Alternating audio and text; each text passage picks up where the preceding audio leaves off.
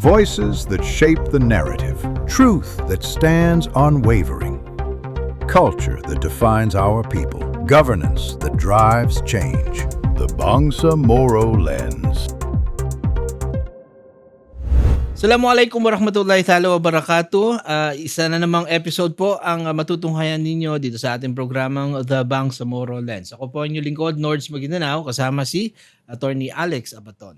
So, bale for this afternoon, no, for this episode rather, pag-uusapan natin syempre still about the Bangsamoro election, Bangsamoro parliamentary election.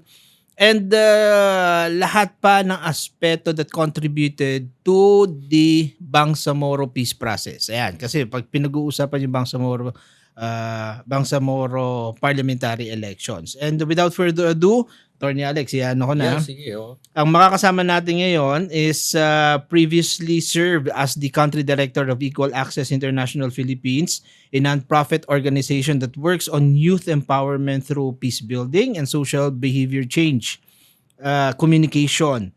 His work has initiated 9 messaging hubs across Mindanao that are still functional at this time. And he also served as a cabinet member of the ARMM before he joined the BTC, yung Bangsamoro Transition Committee 2 under Commissioner Maysara Latip as her chief of staff. His work focused on the transitory provisions of the Bangsamoro Organic Law. And before joining the public sector, he served also as professor at Mindanao State University while pursuing his advocacies on electoral reform and good governance as international election monitor and capacity development specialist of NAMFREL mission or ANFREL missions in Asian nations including Afghanistan, Nepal, Pakistan, and other parts of Asia. At the height of the 2017 Marawi siege, he was a key in leading legal missions to provide legal identification to displaced families, as initiated the Sabangka Marawi radio program that has catered to the information gap during the crisis. Currently, he is the country director of Conciliation Resources in the Philippines and leads the facilitation of international contact group, a recognized third-party mechanism in the Bangsamoro peace process. No other than Professor Salik Sharif Jr. And Brad ko din sa apo, Attorney Alex. Siyempre. So, I think it would go around na dun sa discussion. Maganda yung kanina napaka-comprehensive nung introduction ni Nords kay Exxon, but essentially kung makita po natin diyan, maganda yung kanyang breeding ground, so to speak, if you call that. Dahil kumbaga sabi nga nila, hindi lang ito pang domestic but even at an international level. Yung kanyang expertise, especially on the forthcoming Bangsamoro election sa September 2026, and alam mo naman yan, kahapon lang, Monday, July 27, katatapos lang po ng State of the Nation address ng ating Pangulong Bongbong Marcos. And essentially, isa yun, Nords, na tiningnan as one of the probably cues whether matutuloy nga ba yung election and he mentioned sa September 2026. At maganda naman dito dahil with all indications, if you take yung mga ganong pronouncement as a positive sign na magkakaroon na po tayo ng election, and this is where Exxon will have to come in. Yes. Dahil from a Bangsamoro struggle into ito yung sinasabi nilang one of the last political track nung component nung Comprehensive Bangsamoro Agreement. So basically, ito yung Exxon yung probably give us an insights and thoughts about this. Kanina while of the recording tayo, may mga binabanggit ka, you differentiated certain similar instances where other countries also face the same dilemma, but of course contextually paano mo tinitingnan yung sa Bangsamoro sa ngayon? Yes, that's true. No, kasi it's very important aspect of the peace agreement of the CAB, to be more specific, yung pagkakaroon ng election. Oo, kasi it signals something eh. It signals completion of the political track, and that's where you can start assessing whether there should be an exit agreement or not, and that's an indicator also para dun sa mga kababayan natin sa BARM, no, na talagang magta-transition ideally, supposedly, towards development na given that you have elected your representatives in the new parliament. So I think it's important for us to also, kumbaga, bigyan ng linaw itong political track. Kasi ang madalas na nagiging usapan sa Bangsamoro Peace Process ay yung normalization track lang. Agad. No? Oo, madalas yun yung tinitingnan eh. Not just tama. yung mga communities natin sa BARM, no, kasi syempre ang unang-unang isipin mo nga naman would be how do you transition yung mga former combatants and make them functional, no, part of the mainstream society. Kaya madalas ang lens na nakikita would be normalization track. So minsan at some point, no, hindi masyadong na-elaborate or nabibigyan ng karapat-dapat na pansin yung political track, which is the transition itself, no, kasi isa rin yan sa mga binigyang attention natin during the Bangsamoro Transition Commission, kasi kasama yan sa transitory provisions na una, magkaroon ng election. Paano ba yung pagkakaroon ng election? Paano ba magiging smooth yung process na talagang kung sa usapang practical pa, walang may iwanan dapat. 'Di ba? Sabay-sabay na makaka-adjust doon sa magiging bagong agos nung pagpapalit ng ng type of structure, no, electoral structure. So yun yung yun yung isa sa mga binigyang atensyon natin, dahil kasama din diyan yung magiging setup pansamantala before we get to that point of the people, no, the electorate having had the opportunity to vote kung sino talaga yung gusto nila. I think later, no, in this conversation, pwede nating bigyan lang ng linaw kung paano din yung naging usapan patungkol sa magiging proseso sana, and Pero, in contrast with other contexts. For now, I would like to put it on a personal note on how you were able to be involved in this, lalong-lalo na sa Bangsamoro, lalong-lalo na sa parliamentary process, lalo na on the capacity of your organization, bringing some members of the parliament to actually experience how parliamentary works in other countries. Oo. Siguro I was privileged, no, kasi I am part of an international peace building organization na tinatawag na Conciliation Resources, at isa sa mga approach natin, no, pagdating sa pagtulong sa peace processes, no, across the globe, ito ay yung different levels, no. Una, yung talagang diretso na tinutulungan yung magkabilang party to the peace agreement, that peace accord, no. Which is the government and the former rebels. Yes, former combatants. or former combatant groups, no.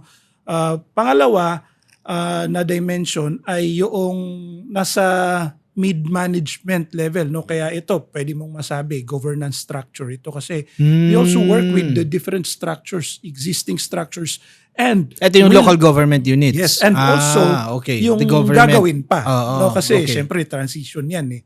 Oo, so halimbawa, in the case of the Bangsamoro, yung mga magiging ministries at that time, ngayon established na sila. Oo. So, kasama na rin yung even yung pag-setup ng parliament mismo, no. And then pangatlo na dimension na tinutulungan din natin would be direct dun sa community. So that yung stakeholders naman. Yes, kasi importante na hindi sila mapag-iwanan eh. napakahalaga that they take ownership of the process itself, yung transition mismo. So ang nangyari, no, yung Conciliation Resources ay nasama sa isa sa mga mechanism ng Bangsamoro Peace Process, third-party mechanism ng Bangsamoro Peace Process na tinatawag na International Contact Group. Ngayon, yung International Contact Group, ang mandate niyan ay talagang mag-assist sa both parties pag doon sa mga pagkakataon na hindi nagtutugma yung kanilang kaisipan, no, yung no meeting of the minds, no. So lalo na pagka they are stuck in a particular provision, halimbawa ng peace agreement, o kaya talagang hindi magtugma yung kanilang interpretation of certain aspects of the peace process. Kaya napaka-aktibo nung International Contact Group noong negotiation stage. Kasi may mga pagkakataon na talagang hindi sila magkaintindihan pagdating halimbawa sa papaano yung magiging dati kasi disarmament ba yan, no? Demilitarization. Ayaw nila yun. Ayaw nila yun. Ayaw yun. Hindi pwedeng one of the issues na talaga napag-usapan yan. Lalo nahirapan nga yung sa normalization, di ba? Lalo na sa mga kapatid natin sa Bangsamoro, di ba? Kasi normalization, papasok ka dun sa issue ng decommissioning, which is yung decommissioning. Contentious din yan. Aspect ng negotiation. Pero maganda yung binabanggit mo, Iksan, kasi na-lay down natin kung ano yung naging papel talaga ng grupo. Because parang lumalabas doon, yun nga, when there is conflict into the negotiation process, kasi minsan hindi pwedeng sila mismo mag-usap dyan dahil at times, both parties have their own strong stance, no? So basically, doon pumapasok para kang referee na, sandali, ano bang hindi nyo napagkasunduan? And then parang intermediary, conciliation, international contact group. So, kanina binanggit mo rin yung, kung titingnan po natin dyan, akala natin simpleng usapin lang itong peace process But it's quite technical and political as well. Dahil yung mga ganyang involvement requires a political person really to be politically ingrained into the very negotiation itself. Kanina binabanggit mo, tinignan ko lang yung statement mo doon na ang magiging transition dito is that if and when sabihin na natin yung naging maganda yung takbo, and then of course alam natin from appointee to a mandate coming from the people itself, doon papasok yung issue nung sinasabi mo kanina na whether meron bang exit agreement, no? Doon sa exit agreement na yun, pero ito yung gusto kong probably notes na para at least we can emphasize it to the viewers na kasi tayo from yung ba tinawag natin BTC, no? BTC muna yan, naging BTA. And then ngayon magkakaroon tayo ng parliamentary election that will eventually change the dynamics of the governance. Pero ikaw, ano yung nakikita mong, halimbawa, what will change for one? In running the governance of the BARM itself right after the election? Well, there are hopes, no, na pagkatapos ng election, talagang there would be more legitimacy, no, when it comes to the ownership on the quote-unquote self-autonomy. Kasi ang ideya naman behind the comprehensive agreement on the Bangsamoro is self-governance. Diba? Kasi matagal yan na nilaban, matagal yan na struggle. So, it would give more space para sa ating mga magiging miyembro ng parliament na talagang sa batas ba nila yan? Lalo na pagka they are in good working relationship with the ministries, so parang ma-implement nila. Parang yung detachment natin, kasi diba usually from the ARMM, alam ko, nag-ARMM ka din during those times, no? And then from the ARMM, ang laging sinasabi is that, dictated yan by the upper something. Kung kaya Malacanang, no? And the same thing that sabi nila, they have been seeing right now. So after that election, yun yung nakita nyo. Baka meron ng detachment na hopefully everyone is wishing na yun na yung mangyari talaga. Yung detachment from Malacanang.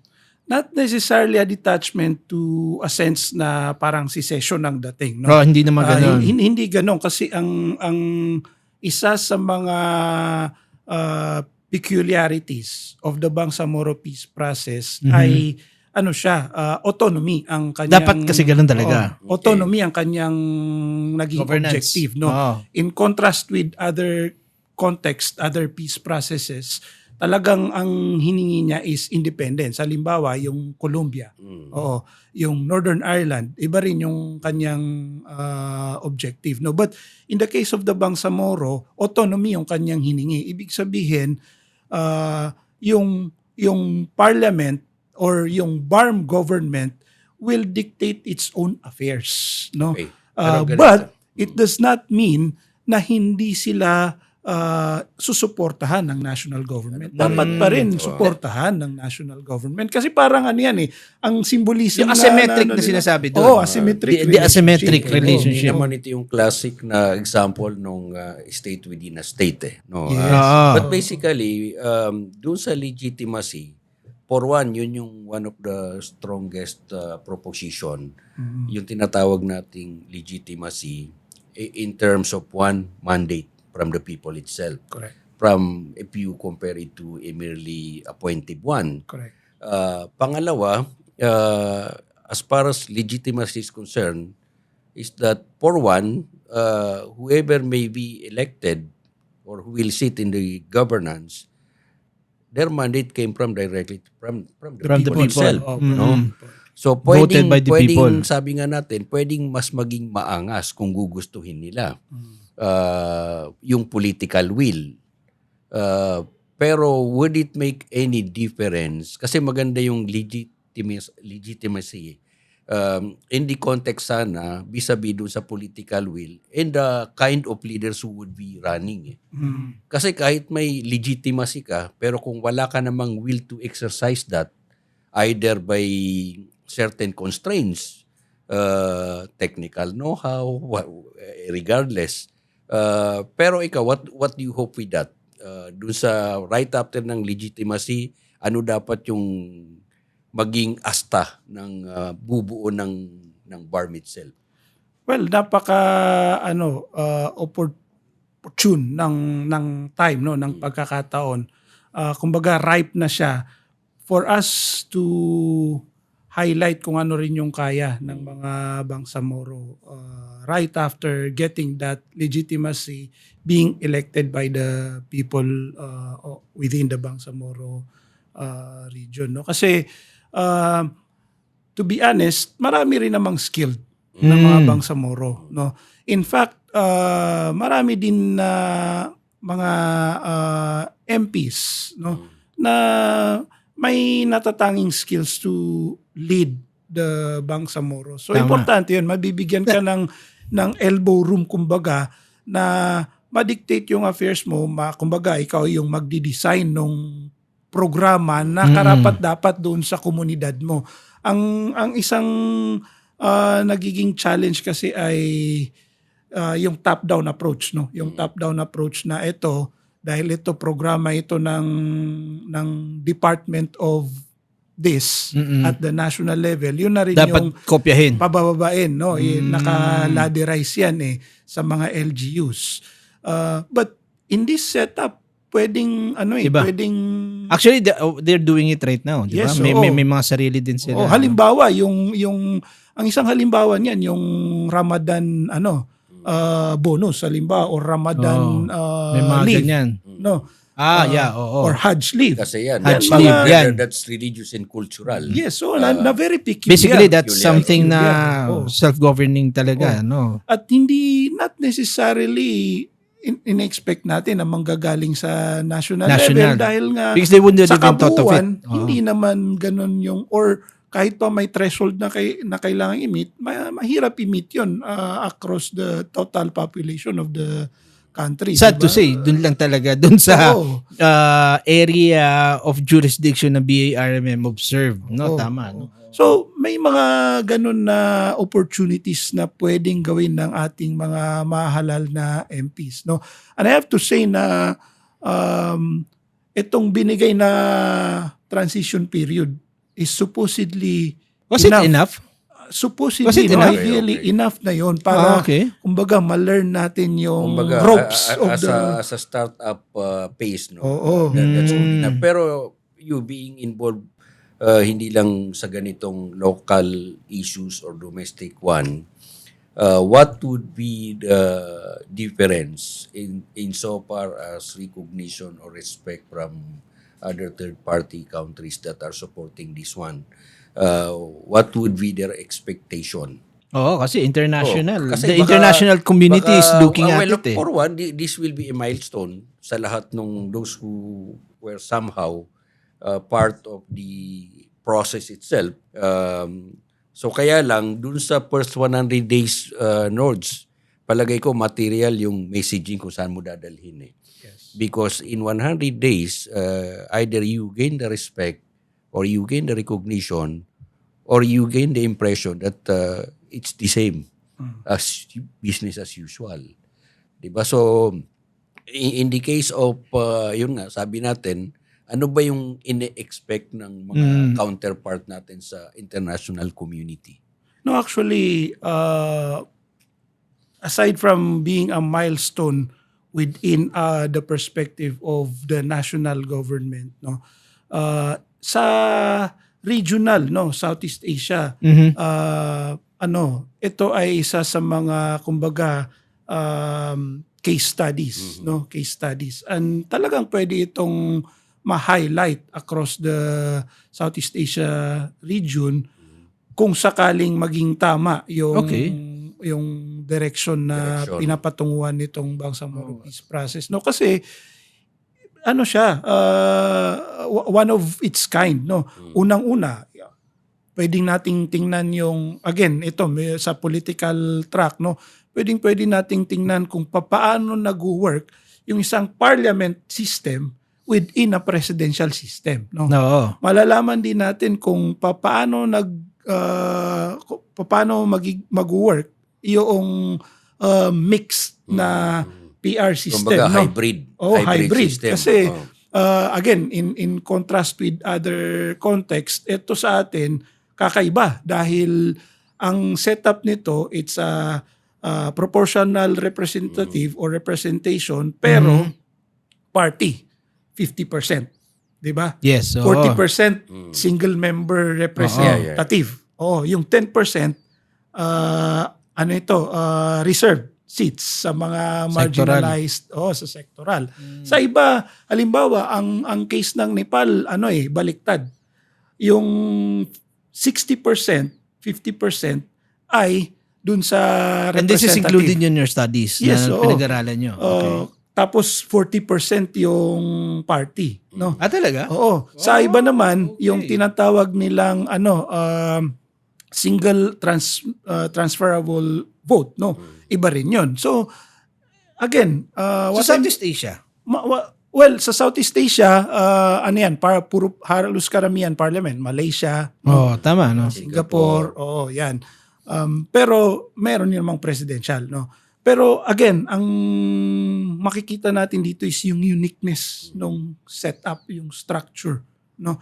Paano nagkakaroon ng isang parliamentary system within a presidential system. Kaya napakahalaga dahil ngayon meron tayong tinatawag na IGRB, hindi ba? Yeah. So, yung Intergovernment Relation Body. at dyan nilalatag paano yung nagiging transition at yung coordination.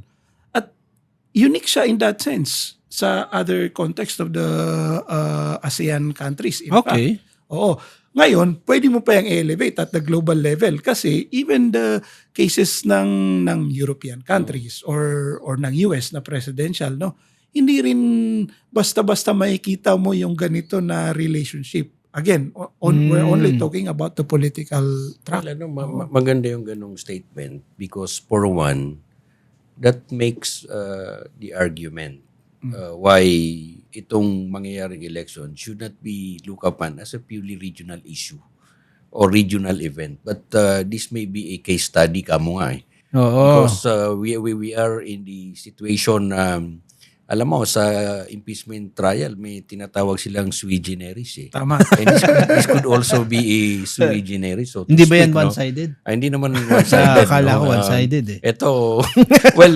basically, yun yung nakita ko doon, Nords, na let us look on the opportunities.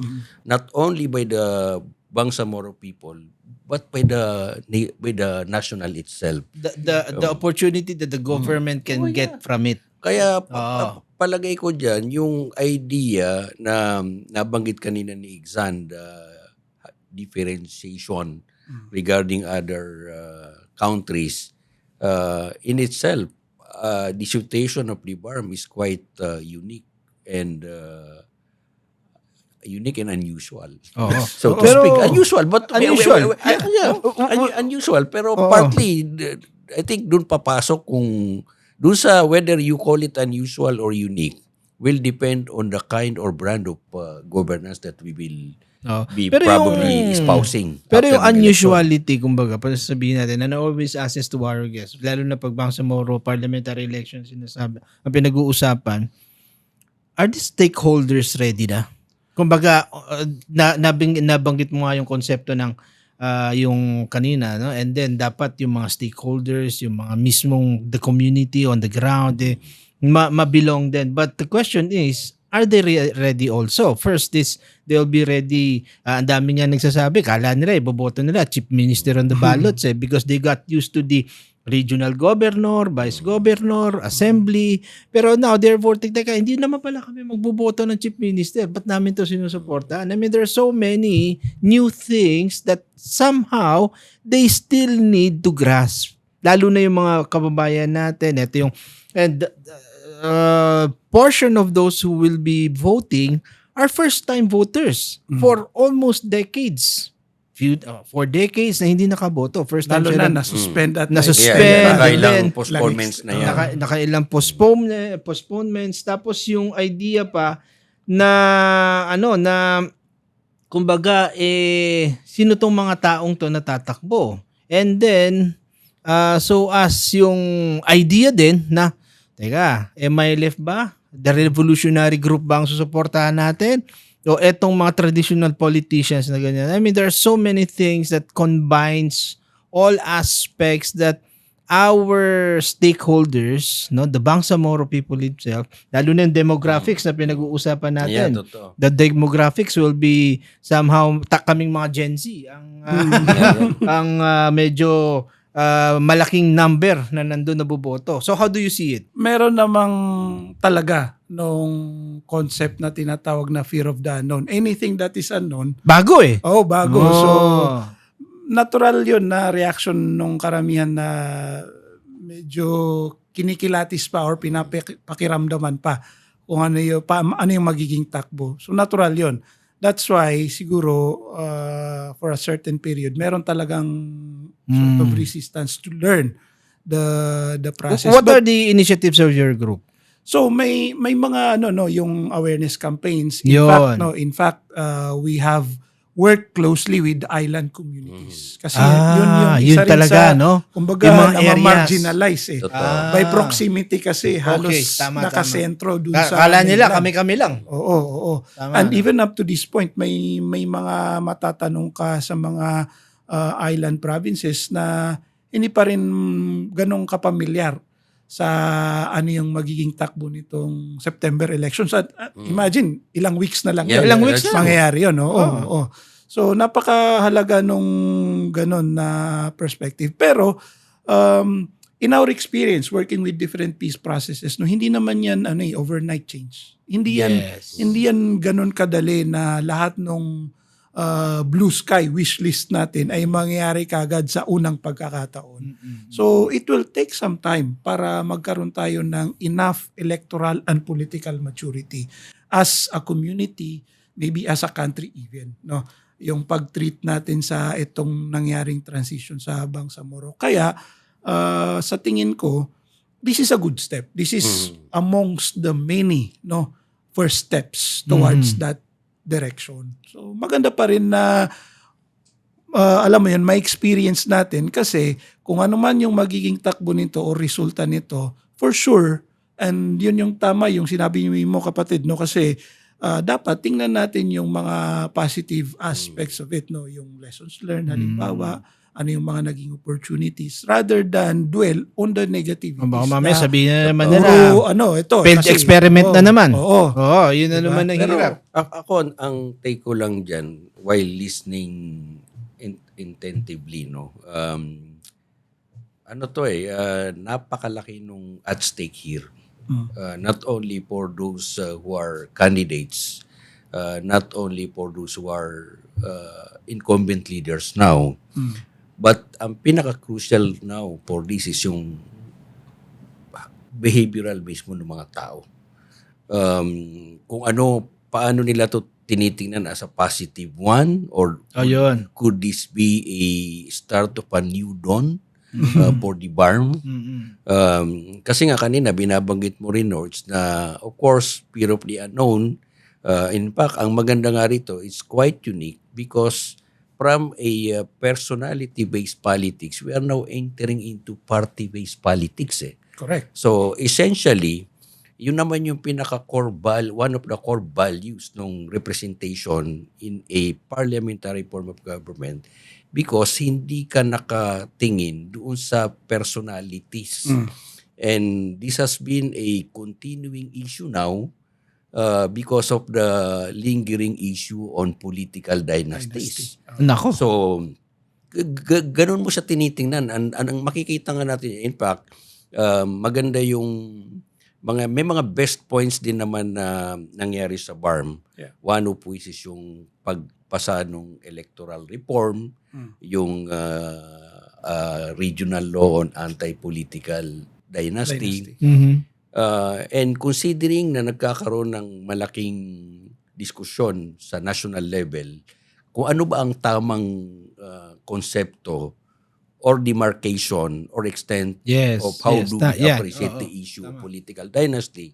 And considering that we have already won in the BARM, this could also be again another milestone for the BARM for people to appreciate na kung nagawa nga and this would probably, kung may tatawid ng maayos to, this could be one of the proudest moment in the history of the Bangsamoro people. Hindi, actually, di ba, naalala mo, Attorney Alex, dun sa mga previous guests natin, gaya nung si constitutionalist na si Orion. So, Rayon. Si Bert Gonzales, nakasama din natin. Si Malu Tequia. They're all saying that if this election would push through and smooth siya and maging it could be a template to a more Totoo naman. malay natin maging parliament system ang do you see that also It's on not the a remote possibility, Talagang posibleng baka mangyari. mamaya Kasi buong Pilipinas na kung maayos ang maging resulta nitong election and also the transition of BARM into self-autonomy, yung self-governance, hindi naman imposible na ma-adapt yun. Kasi ito yung kumbaga nagiging pilot Pilot. And in our history as a country, there was also a time na gano'n naman yung setup. Diba? naging parliament tayo. No. Na bawat distrito or bawat probinsya, a particular portion of the Philippines as a country, meron siyang sariling batas na pamamalakad na not necessarily cut across sa buong bansa. And we survived kasi yun yung tinatawag nilang coexistence, di ba? Coexistence. I think tama yun. It's not a remote possibility, and tama yung sinabi mo na worth the highlight nga kasi itong Bangsamoro Peace Process at itong BARM parliamentary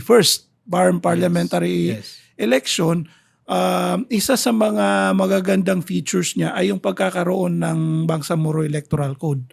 At doon mismo sa Bangsamoro Electoral Code, nakapaloob yung objectives na ma-address yung gano'n, party, personality-based.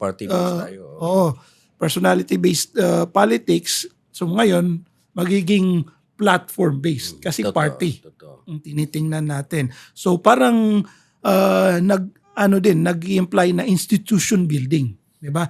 Pangalawa, yung turncoatism, political turncoatism. Balimbing. Mamaya lilipat ka dun sa kabila. Ito, in-address niya kasi nilagay niya mismo sa provision eh. Ito, karamihan meron ba? nito. Okay. Karamihan nito, problema na natin sa national level, kada election sa Pilipinas, naging kasama yan sa observation ng mga election watchdogs natin, di ba? Pero dito sa BARM, nilagay niya sa kanyang electoral code, no? Yung representation, yung women representation halimbawa, yung sa IP, yung sa ulama. Yung sectoral. Kasi, yung sectoral, napakahalaga rin nun na nabibigyang emphasis yun.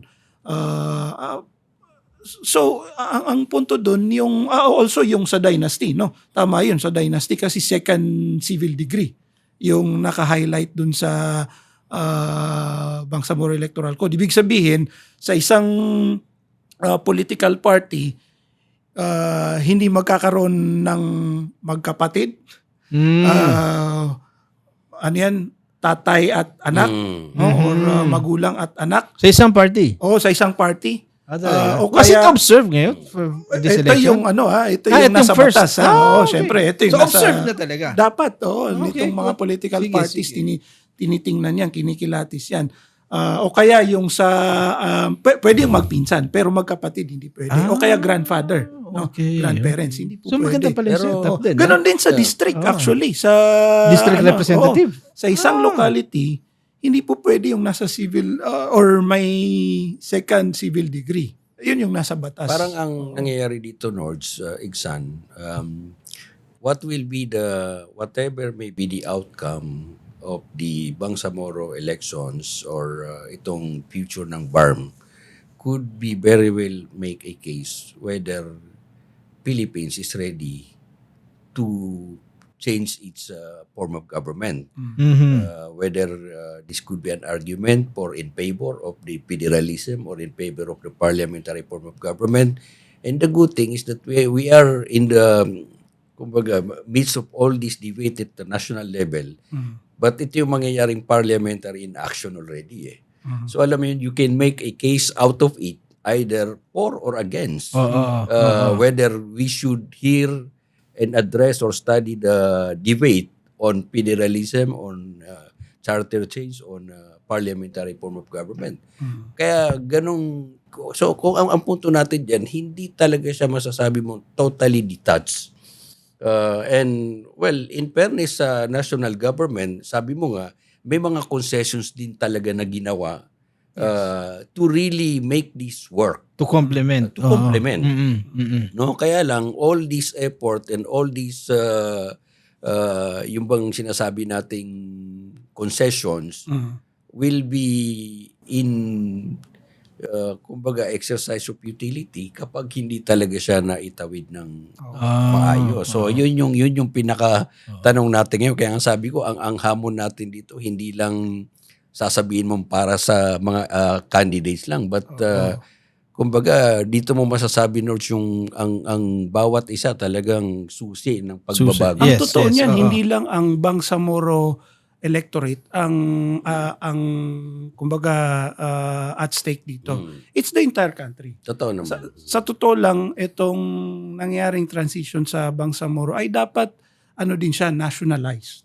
Nationalized. Yun na nga that's what we're trying talaga. Dapat talaga ma-appreciate ng kabuuan ng buong bansa rin. Yes. Kasi tama yun na pwede siyang maging template, pwede siyang maging milestone, and napakarami nung pwedeng learning dyan dahil nga, well, it's a litmus test, pero it's also an opportunity na kumbaga mabigyan ng tamang pansin at tamang suporta yung sinasabi nga nilang context, no, yung localization, the idea of a localization. Halimbawa nga yung just on the other programs outside the political track, no, yung pagkakaroon ng pag-push for halal system. Yan. On the economic purview naman. So may mga opportunities na nakapalob dyan if it really succeeds in transitioning, no? So and that can be adapted by other provinces. as well. Yung term pala na hinahanap ko kanina was not detached, dictated. Kasi somehow, di ba yun yung always na sinasabi, yung mga nananalo naman dyan, it's dictated. And they were saying it was observed that it was dictated by Malacanang. So, di ba, yun yung fear as to those who are really involved on having or seeing a Bangsamoro which is for the Bangsamoro people. Sabi nila, dapat tayo-tayo lang, wag na tayo magpa-dictate. Ano yan, ang aming intindi sa stage na ganyan, no? Of course, we are still in transition. Hindi Yes, pa so, naman nandoon sa punto na we stand. Gaya nung on sinabi our ng own. gaya nung sinabi ng MILF, dapat MILF led. Di ba yung mga ganyan na contentions? May punto naman yun kasi Oo. nakalagay yun sa Nakalagay yun sa comprehensive BON. agreement Totoo, ng no? Bangsamoro. Pero parang ano yan, parang magulang at anak, di ba? Pagka yung anak ay tutungtong na sa edad age of maturity 18, mag-18. So nag-assert na yan ng kanyang independence, di ba? Ng kanyang sariling decision making kung ano yung papasukan niya na eskwelahan, ano yung isusot niya sa pang-araw-araw, ano yung gusto niyang kainin, di ba? Yun, halos papunta tayo doon, no? Pero you cannot deny the fact din na yung magulang, no, kailangan din niyang alalayan yung anak in terms of making the right choices. So napakahalaga nung tandem na yun, na yung anak din may respeto dun sa magulang na okay, gabayan mo ako kung ano yung dapat na choices ko to eventually That's yung good to put it. autonomy, self-sustenance, no? Pero hindi rin ibig sabihin na ang magulang ay abuso yung opportunity na yun na hanggang sa pagtanda ay ikaw Andyan yung na. nagdi-dictate. Oo. Kaya nga magulang Correct. Kasi kailangan mo rin mag-step Magulang back eh. Well, kasi kung tinitingnan mo dyan, limbawa, 2026, no? Tapos magkakaroon ng election by 2031. So, ibig sabihin nun, meron tayong 5 years. 5 taon Oh, prove grabe. our worth. Oo. Already. Kasi maganda yung analogy na, siyempre, pwede rin magmayabang, halimbawa si Barb, na doon sa loob na 5 taon, pwede na kaming maging independent. Tama. Economically speaking. Tama. Or pwede rin naman mangyari, ano ba kayo, 5 taon na, wala pa kayong ginagawang tama dyan. Side rich, no? Di ba? So, kaya maganda yung pacing eh. From a legitimacy to question of leadership. Kaya kailangan pa rin natin talaga yung organization nila, Iksan, na para magtuloy-tuloy, Kaya nga gumabay. doon papasok kung kailan ba talaga magkakaroon ng exit agreement. Oo. Kasi yun na eh. Oh, Yun yung magiging trigger trigger. or indicator na Wag naman siguro maging sa loob na 5 taon, maging pa-baby pa rin tayo. Magiging pasanin, Hindi, kasi, di ba, magiging pasanin pa rin tayo ng national government. Tama yun. May 7 years na eh. Tapos ipa-plus mo pa yung 5. Diba? Kasi in fairness naman sa Like 7 years na national tayo sa government, transition eh. mayroong mga suporta rin, no? Halimbawa, ang kagandahan They ng went BAR may beyond. block grant, 'di ba? Oo, Compared yung- dun sa nangyaring transition ng ARMM. So, isa 'yun sa mga advantage. Pero tama 'yun. Halimbawa, ang hirap kasi sa current situation or current structure ngayon by appointing authority. So, legally speaking, merong control over dun sa kung ano yung composition at kung paano din yung nagiging takbo, no? To a certain degree nagkakaroon ng influence, no? But if it's elected by the people, Yan doon na. pwede mo na talagang masabi na kung kaya na namin to, kung kaya na namin tumayo sa sarili namin, you have all the authority to Pero ganito now we're seeing a very heated, hindi naman sila sa nag-ano, pero heated siya masyado. Well, in every election naman ganun, di ba? There's always heated confrontations with other parties, running parties. But how do you see it after the election?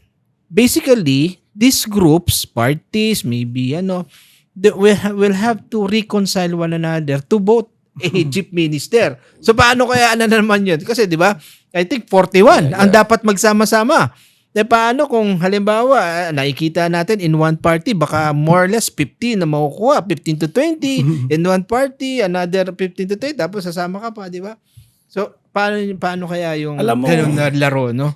Understandably, dahil unang pagkakataon nating Oo. may experience ito, no, sa bansa at sa Bangsamoro, hindi pa ganun ka solid, no, yung appreciation natin, kasi karamihan pa rin sa mindset, no, ng nasa ground ay presidential. Oo nga eh. Personality based Nasanay pa na rin. tayo Oo, dun eh. nasanay, masyadong Oo, nasanay. masyadong Rather nasanay. than party system. In fact, one of the programs that we did is really umupo, makinig sa mga political parties na ito. Ano yung plataforma nila? Kasi importante, good. importante Oo, na oo. yung mga parties na yan may plataforma. Yun yung magiging anchor ng kanilang or yun yung magiging moral compass nila. Totoo naman. Moral compass nila when they are elected. Mahirap yung papasok ka dyan, hindi mo alam kung sasabihin mong, hindi, saka na natin pag-usapan yan pag nandyan na tayo. Oo. That should not be the case. Oo. And in a parliament system, ano yan, may mga, kumbaga parang specialization, kumbaga, kung halimbawa, Labor Party, talagang, Yeah. oo, Labor. So, nakikita nyo na kailangan- magsa-surface yun. Oo, kailangan, Economic, labor, kailangan itong mga political human parties rights. natin, kumbaga, kinukonsider na nila ito sa kanilang Uy, hindi ko yan nakita journey, na no, political maturity. Hindi lang yung halimbawa, mahirap yung partido na sasabihin niya very generic. Generic, no? Very hindi pwede generic. yun, no? Kasi at some point you will have to come to a point na meron kang talagang nilalaban. Not like the sectoral na talagang meron na siya. Sectoral, yun yung pinaka-target Oo, niya. kasi ang sectoral naman, ang difference, no? Ang sectoral kasi, it's mandated by law na magkaroon talaga ng representation. Representation. Dahil, Tapos sila, focus-driven siya pa siya. Kasi Oo, more on recognition. recognition. Oo. But of course, pwede rin nilang itulak yung mga, Correct. kumbaga yung agenda nila, legislative agenda, that are purely peculiar din sa kanila. That's the purpose of representation dun sa Correct. sectoral. Pero ang tingin ko dyan, right after the election, doon pa lang sa how they will compose. Di ba yung composition the dun coalition, nag- the alliances. coalition, the alliance. Doon pa lang Very magkakaroon exciting ka yan, na ng idea kung saan darating ang ano. I mean, you will kahit Friends pa and paano, foes, makikita maybe mo allied. agad kung ano yung direction eh. Yes, Essentially. Kaya doon pa lang, importante po na tama yung binabanggit ni Iksan, dapat Focus certainly platform focus dapat yung mga nandyan. Tama. Otherwise, pag wala kang plataforma dyan, ano yung magiging moral compass mo? So, ibig sabihin, ang magiging sistema mo dyan, Di ba, hindi, generic? kung ano na lang ang meron dyan ako. Di ba? Baka naman maging yung palaging normal na nangyayari, colloquially na hindi. Saan nag-isakyaw pa katanong naroon ako. Huwag naman sana gano'n, di ba? Oo, tama. That's still possible, pero ang consequence nun, tatagal. No? Yeah, yung magiging travel or transition towards that development. Kasi Pero alam mo, Iksan, ako ang tingin ko dyan, we started dun sa ARMM up to the very last part na itong nasa yugto na tayo ng election. How many years ba yan? Almost 4 decades na ba yan? 4 decades. yes. Oh. I mean, Running that's- 5, actually. It should be more than enough for us to be kahit papano yung sense of maturity. Dapat. Tama yun. Tama. I mean, do we need another 40 years para sabihin mong, alam mo yung dapat, kaya material yung doon pa lang sa electorate talaga, dapat they should be matured enough to look into those parties na mayroon talaga mga moral compass in such a way na on a day one pa lang, alam na nila yung kanilang direction. Kasi kung sasabihin nating hindi, transition, kailangan pa natin ng 5-10 taon. I mean, that will defeat the very purpose why we are having so much transition period. Oo. Kasi yun din yung pagkakataon na yung electorate, no, yung constituency, can hold accountable yung kanilang nilagay doon. No? Lalo na closed list ito. Yung 5 years ba single termer yung sectoral? I mean, district representative. Halimbawa, yung one that is already voted as member of the parliament. district representative, hindi na siya pwedeng mag-re-elect for after the 5 years?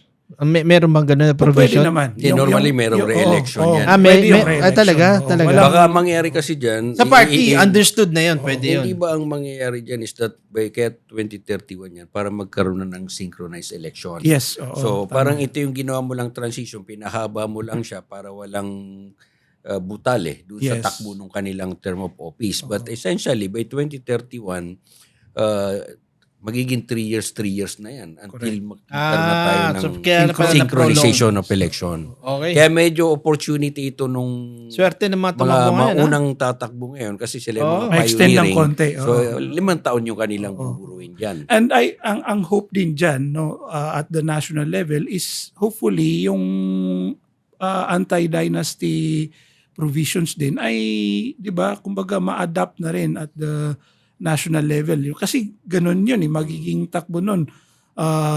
By 2031 halimbawa, wala na yung second civil degree, di ba? At least sa BARM, talagang Tsaka, ideally. maganda yung ni-raise mo doon kasi baka ang problema mo dyan, you have two existing political dynasties which are contrary in its spirit.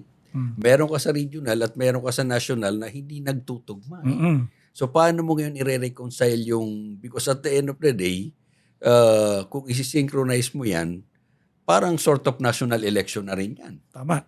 Di ba? So, Dapat talaga mag-transition din yun. dapat magkaroon din ng transition period. Correct. But anyway, Nords, no? Oo.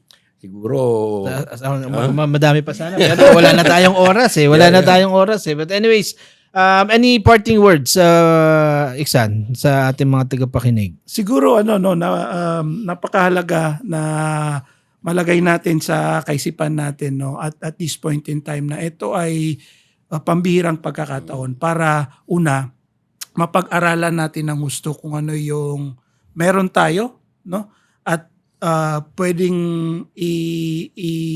kumbaga magiging proud tayo because it's one of a kind, and eventually this could be an opportunity also for us to be looked upon, no, and magkaroon ng pagkakataon na maituro rin sa pangkalahatan, no, global man yan or regional Southeast Asia. Pangalawa, this is not just an exercise for those who are running in the party or in the district seats, no. Ito talaga pangkalahatan nito. Any normal citizen of the Bangsamoro, importante na of sound mind, na? na talagang ma-exercise niya yung suffrage, no, the right to vote, kasi ito yung pagkakataon na you participate in the decision making. Yes. As you go through this transition period. But at the same time, ito hindi rin to pwedeng bitawan ng attention ng international community, no. In fact, tayo, no, as part of the international contact group ay tuloy-tuloy yung pag-alalay dito sa proseso na ito, kasi hindi po pwedeng basta bitawan or pabayaan, sapagkat makikita mo na minsan yung equation may lamang kaysa sa isa, no. At ang role natin sa international community ay talagang to ensure na there is balance, no, there is fairness, there is transparency. Marami pang mga principles diyan, no, international principles that are applicable in the case of the Bangsamoro peace process, more so of the first BARM parliamentary election. So I hope, no, magkaroon tayo ng continuing learning. Lalo na dito. In this particular balik ka topic. dito sa ating programa. Kasi hindi naman to ito hindi lang to one-off. Totoo. Oo. In fact, nung ako ay nasa election observation, ang laging ini-emphasize ko rin ay hindi lang election time yung dapat inoobserbahan, kundi post-election. At yung post-election na yun, dapat nagta-transition towards good governance. Yan. At ito ang pinaka mabigat sa case ng Bangsamoro kasi ito hindi lang good governance, ito ay moral governance. Moral governance. No? So mataas yung Moral standard governance ang na pinaka- inadapt niya. Kaya natural lang na bigyan din natin to ng tamang attention and suporta. No? Okay. Well, napakataas nung moral Standards. standard kasi sabi nga nila, not all moral are legal and not all legal are moral. So, with that, again, ito po si Atty. Alex Sabaton sa The Bangsamoro Lens. Yan, at Nords Maguindanao. Aksan, thank you very much. Thank you very much. Maraming salamat po. Thank you.